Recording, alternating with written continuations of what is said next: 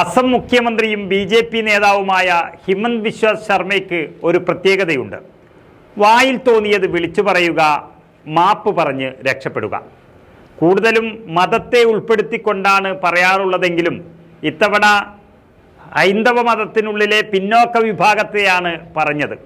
അതോടെ പണി പാളി എന്നുറപ്പായതോടെയാണ് ഇപ്പോൾ മാപ്പ് പറഞ്ഞ് രക്ഷപ്പെട്ടത്. അതായത് ക്ഷത്രിയരെയും ബ്രാഹ്മണരെയും സേവിക്കേണ്ടത് ശൂദ്രരുടെ കടമയാണെന്ന പരാമർശം വിവാദമായതിന് പിന്നാലെയാണ് മാപ്പ് പറഞ്ഞ് അസം മുഖ്യമന്ത്രി നാണം കെട്ടത്. ഭഗവത്ഗീതയിലെ ശ്ലോകം വിവർത്തനം ചെയ്തതിൽ സംഭവിച്ച പിഴവാണെന്നും അസമിലുള്ളത് ജാതിരഹിത സമൂഹമാണെന്നും ശർമ്മയ്ക്ക് പറയേണ്ടി വന്നു. ഡിസംബർ 26 സാമൂഹ മാധ്യമമായ എക്സിൽ പങ്കുവച്ച ഒരു കുറിപ്പിലായിരുന്നു ശർമ്മ വിവാദ പരാമർശം നടത്തിയത്. ഭഗവാൻ ശ്രീകൃഷ്ണൻ തന്നെ വൈശ്യരുടെയും ശൂദ്രരുടെയും സ്വാഭാവിക കടമകളെ വിവരിക്കുന്നു എന്നായിരുന്നു കുറിപ്പിൽ പരാമർശിച്ചിരുന്നത്. ഭഗവത്ഗീതയുടെ 18-ാം അധ്യായത്തിലെ സന്യാസ് ജോഗിലെ 44-ാം ശ്ലോകം ഉദ്ധരിച്ചായിരുന്നു മുഖ്യമന്ത്രിയുടെ ഈ പരാമർശം. ഇത് ഉദ്ധരിച്ചുള്ള വീഡിയോയും അദ്ദേഹം പങ്കുവച്ചു.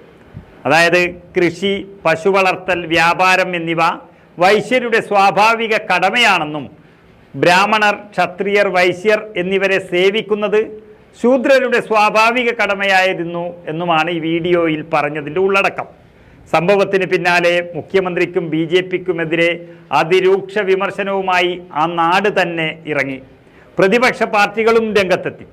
ബി.ജെ.പി. ഭരണം വീണില്ല എങ്കിലും ശർമ്മയുടെ മുഖ്യമന്ത്രി പദവി തെറിച്ചേക്കുമെന്ന് വരെ ഈ പരാമർശത്തിൽ നിന്നും വാർത്തകൾ വന്നു. ബി.ജെ.പിയുടെ ജീർണിച്ച രാഷ്ട്രീയമാണിതെന്ന് ഒരു നാട് തന്നെ പറഞ്ഞപ്പോഴാണ് മാപ്പ് പറയാതെ വേറെ രക്ഷയില്ല എന്ന് മുഖ്യമന്ത്രി തിരിച്ചറിഞ്ഞത്. അസാമിൻ്റെ സാമൂഹ്യ ഘടന പരിശോധിച്ചാൽ നമുക്കറിയാം. ആകെയുള്ള ജനസംഖ്യയിൽ 61% ഹിന്ദുക്കളും 34% മുസ്ലിങ്ങളുമാണ് ആസാമിലുള്ളത്. ആ 34% മുസ്ലിങ്ങൾ ബി.ജെ.പിക്കെതിരാണെന്നുള്ളത് സ്വാഭാവികമായും എല്ലാവർക്കും അറിയാം. പക്ഷേ ഇവിടെ മുഖ്യമന്ത്രി ആക്ഷേപിച്ചത് ആ മുസ്ലിങ്ങളെയല്ല. ഹിന്ദുക്കളിൽ തന്നെ പിന്നോക്ക വിഭാഗക്കാർ ഉള്ള OBC 25%, പട്ടികജാതി പട്ടികവർഗം 20%-ഓളവുമാണ് ആസാമിലുള്ളത്. അതായത് ആകെ 61% വരുന്ന ഹൈന്ദവരിൽ പകുതിയോളം പിന്നോക്ക വിഭാഗക്കാരാണ് എന്നുള്ളതാണ് വ്യക്തമാകുന്നത്. ഒപ്പം തന്നെ ഈ 34% മുസ്ലിങ്ങളുമാണ്. ആ കണക്ക് മനസ്സിൽ ഓർമ്മ വന്നതോടെ ജനം ഇളകിയതോടെ ഉറക്കം പോലുമില്ലാതെ മുഖ്യമന്ത്രി മാപ്പ് പറഞ്ഞിരിക്കുകയാണ്. ഏതായാലും ഇങ്ങനെ വർഗീയമായി അധിക്ഷേപങ്ങൾ നടത്തുന്ന ഏതൊരു ഭരണാധികാരിക്കും ഒരു ദിവസം പണി കിട്ടും എന്നുറപ്പാണ്.